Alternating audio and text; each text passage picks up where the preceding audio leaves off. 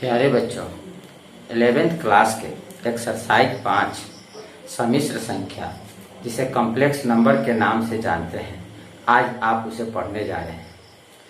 Complex number के भाग 1 में हम आपको बताएं कि कॉम्प्लेक्स नंबर का सामान्य रूप क्या है और आपने सीखा कि वह संख्या जो a प्लस आयोटा b के रूप में हो उसे हम लोग सम्मिश्र संख्या के नाम से जानते हैं।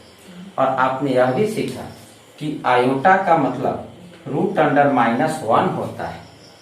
आयोटा का पावर 2 -1 का पावर 4 1 होता है। आप कुछ क्वेश्चन भी बनाए थे, जैसे आयोटा का पावर 101 हो तो इसे कैसे ज्ञात करेंगे। आज हम इसके आगे कॉम्प्लेक्स नंबर के ज्यामितीय रूप के बारे में बताएंगे। कॉम्प्लेक्स नंबर को किस तरह से ज्यामितीय रूप में निरूपित करते हैं। तो आज आप देखें सम्मिश्र संख्या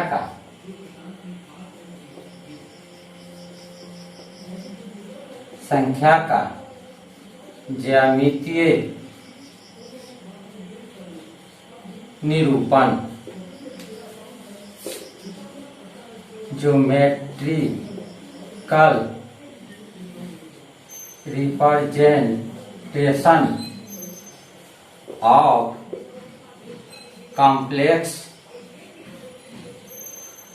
नंबर।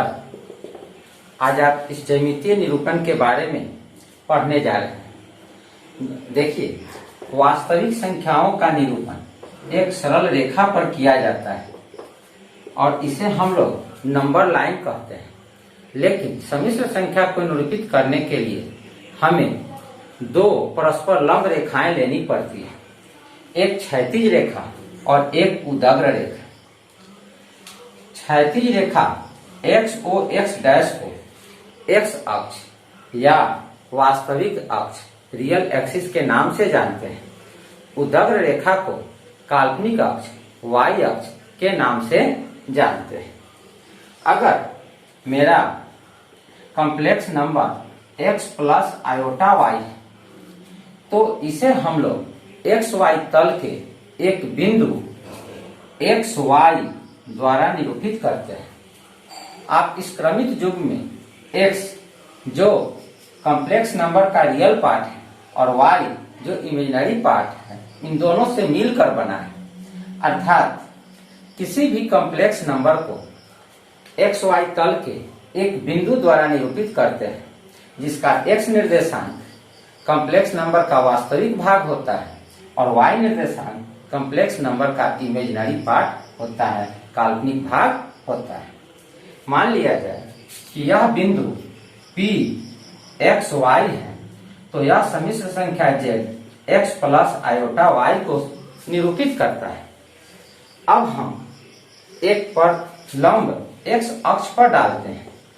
मान लीजिए यह लंब Pn है तो आप ज्योमेट्री में पढ़े हैं कि P से x अक्ष पर डाले गए लंब की लंबाई को y निर्देशांक से सूचित करते हैं, अर्थात यह दूरी y होगा। O से इस लंब के पाद तक की दूरी को x कहते हैं, अर्थात यह x निर्देशांक के बराबर है।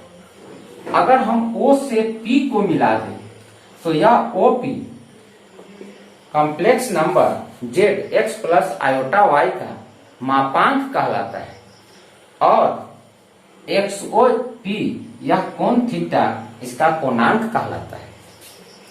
अब हम इन सभी बातों का वर्णन लिख देते हैं।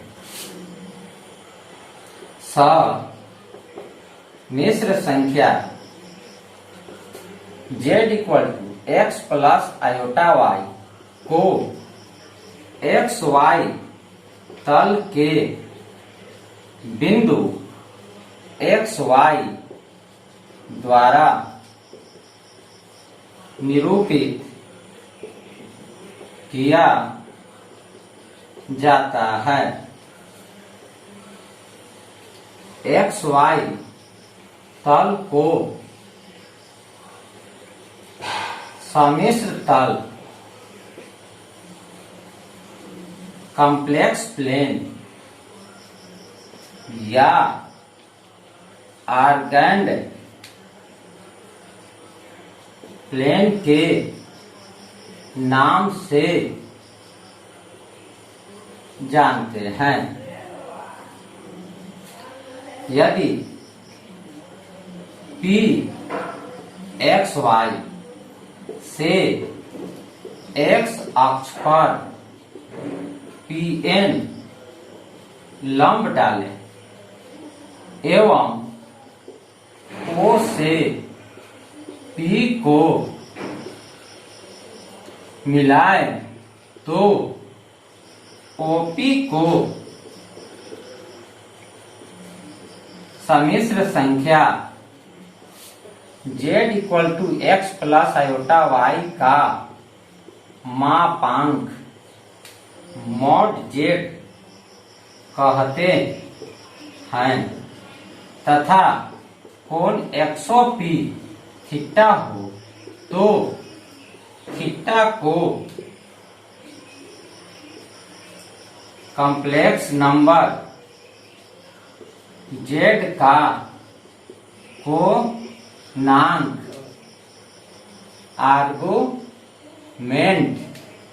आर्गुमेंट या एम्पलीट्यूड कहते हैं, जिसे आर्क z या एम्पलीट्यूड z द्वारा सूचित करते हैं। आपने इस चित्र में देखा कि O से P सम्मिश्र संख्या x + i का मापांक mod z कहलाता है तथा कोण XOP सम्मिश्र संख्या x + i का कोणांक कहलाता है। कोणांक को अर्ग z या एम्पलीट्यूड z से सूचित करते हैं, जबकि मापांक को mod z से सूचित करते हैं।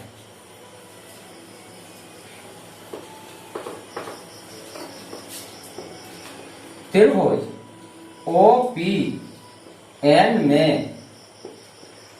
पाइथागोरस प्रमेय से OP = x² + y² का रूट, इसलिए mod z = x² + y² का रूट। आपको यह फॉर्मूला याद कर लेना है, इससे हम लोग आगे कुछ प्रश्नों को हल करेंगे। फिर त्रिभुज OPN में tan थीटा बराबर PN बटा OP y/x, इसलिए थीटा बराबर tan इनवर्स y/x, अर्थात अर्ग z बराबर tan इनवर्स y/x।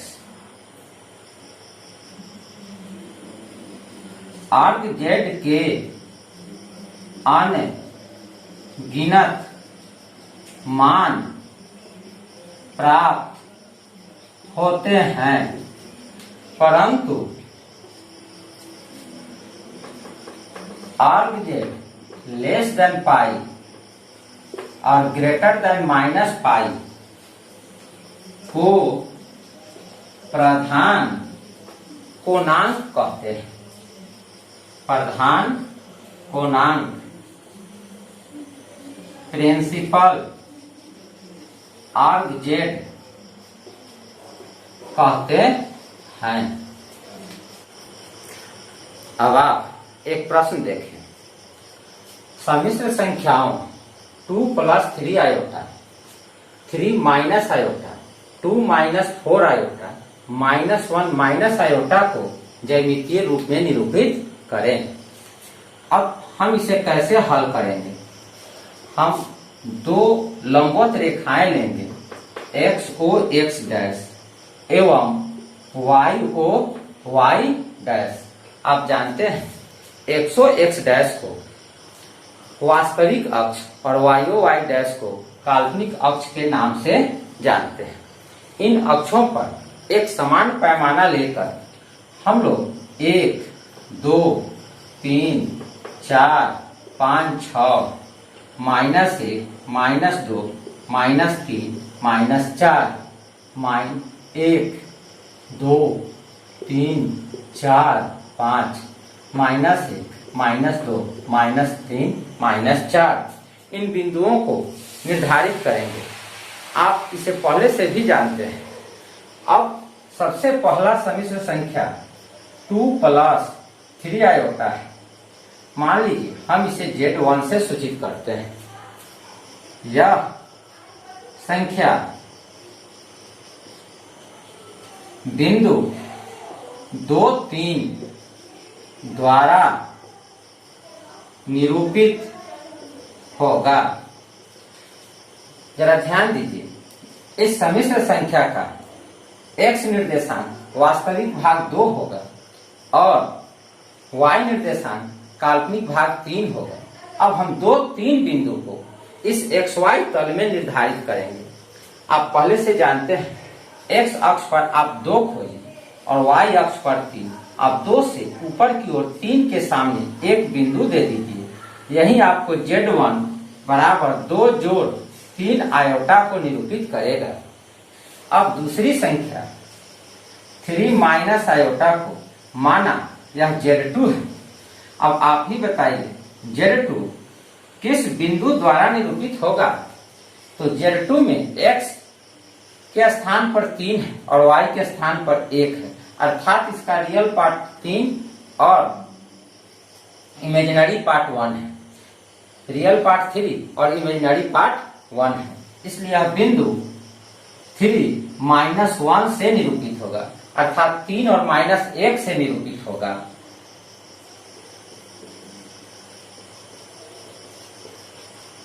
अब हम लोग इस बिंदु को XY तल में निर्धारित करेंगे।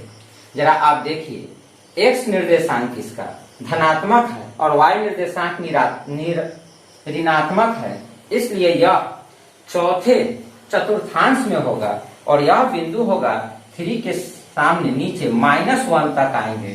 यह Z2 3 माइनस आयोटा हुआ।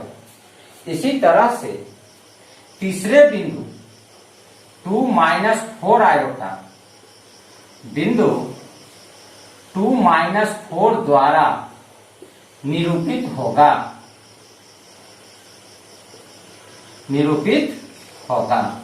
यह आपको चौथे चतुर्थांश में ही आएगा। हम लोग 2 के सामने इस 4 तक नीचे आएंगे। यह बिंदु 2 - 4 आयोटा होगा और चौथा बिंदु -1 माइनस आयोटा बिंदु -1 द्वारा निरूपित होगा। यह बिंदु आपको तीसरे चतुर्थांश में -1 के सामने -1 तक आप नीचे आइएगा तो यह जो बिंदु आपको दिखाई दे रहा है यही आपको -1 माइनस आयोटा होगा। इस तरह से आप चाहें तो सभी सम्मिश्र संख्याओं को इस XY तल में निरूपित कर सकते हैं। यदि कोई संख्या विशुद्ध वास्तविक हो तो वह X अक्ष पर होगा और विशुद्ध काल्पनिक हो तो वह संख्या Y अक्ष पर होगा। आप इस तरह के और भी कुछ क्वेश्चनों को अपने से अभ्यास कर लीजिएगा। अब अगला क्वेश्चन देखिए। अब आप मॉडुलस ऑफ कॉम्प्लेक्स नंबर अर्थात सम्मिश्र संख्या के मापांक के बारे में जाने। अभी हम थोड़ा देर पहले आपको बताए थे कि आर्गन तल में किसी बिंदु x प्लस आयोटा y का मापांक x² प्लस y² के रूप से परिभाषित होता है। अतः सम्मिश्र संख्या z = x plus iota y के मापांक को मॉड z से सूचित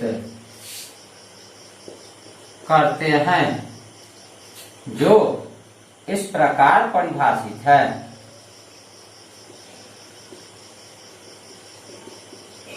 परिभाषित है mod z equal to x square plus y square का root.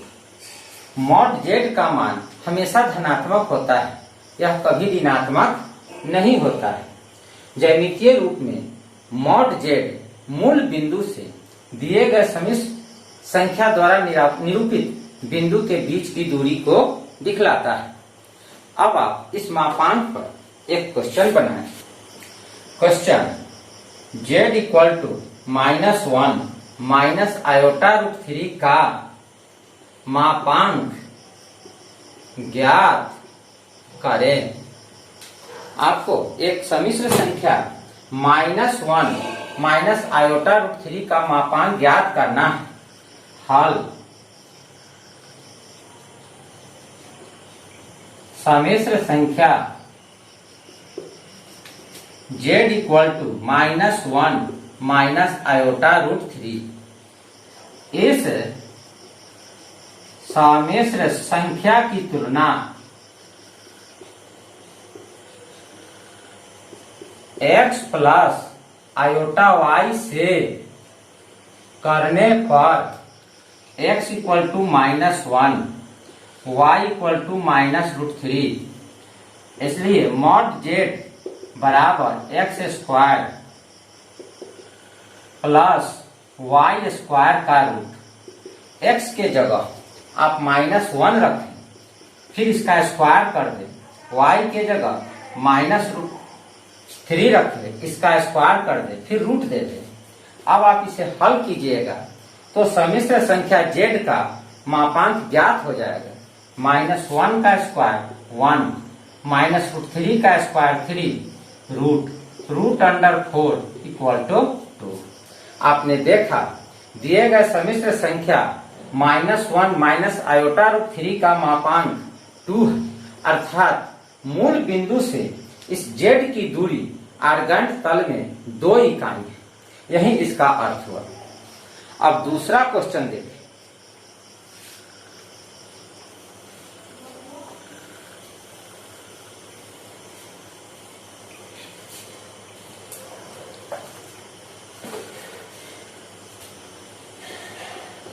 z equal to -√3 plus iota का मापांक ज्ञात करें। हल चूंकि z equal to -√3 plus iota, यहाँ x बराबर, x का मतलब रियल पार्ट -√3 एवं y इक्वल टू अर्थात दिए गए समिश्र संख्या का imaginary part 1 mod z equal to x square plus y square का रूट।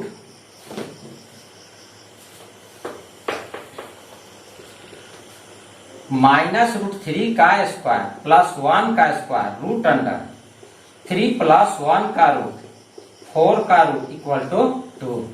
इस समिश्र संख्या का मापांक 2 प्राप्त हुआ, अर्थात यह जो हमें 2 प्राप्त हुआ है यह बतलाता है कि इस समिश्र संख्या को यदि आर्गंट तल में निरूपित करें तो मूल बिंदु से दिए गए समिश्र संख्या की दूरी 2 इकाई होगी। अब हम आपको कुछ दूसरा बात बताते हैं। समिश्र संख्या का गुणात्मक प्रतिलोम। अब आप समिश्र संख्या के गुणात्मक प्रतिलोम के बारे में जानें। आप जानते हैं यदि 2 संख्याओं का गुणनफल 1 हो तो प्रत्येक संख्या को एक दूसरे का गुणात्मक प्रतिलोम कहते हैं। अर्थात अगर z मेरा समिश्र संख्या हो तो इसका गुणात्मक प्रतिलोम 1/z होगा। हाँ, इसमें आपको एक बात याद रखना है, समिश्र संख्या 0 का गुणात्मक प्रतिलोम प्राप्त नहीं होता है। अर्थात हमें कोई भी संख्या ऐसा प्राप्त नहीं होता है जिसे 0 में गुना कर दे तो 1 प्राप्त हो जाए। इसीलिए 0 का गुणात्मक प्रतिलोम प्राप्त नहीं होता है। समिश्र संख्या संख्या z का गुणात्मक प्रतिलोम 1/z होता है। क्वेश्चन 2 + 3 आयोटा का गुणात्मक प्रतिलोम ज्ञात करें। हल। माना z = 2 + 3 आयोटा z का गुणात्मक